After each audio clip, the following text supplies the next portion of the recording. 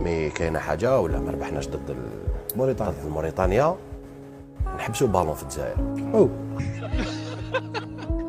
بو مليح يخرجوا بالون بصح ماشي بالمستوى اللي يقدر يربحنا. ولا خسرنا مع الموريتانيا يعني قلت لك نحبسوا كره قدم في الجزائر.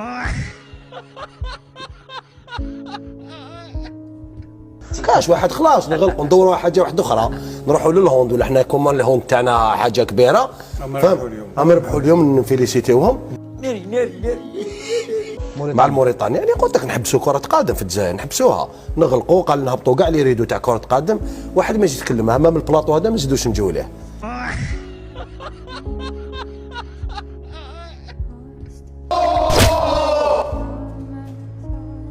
كنت تفضل دورة شعر عميت لكيف عميت نعاودوها غير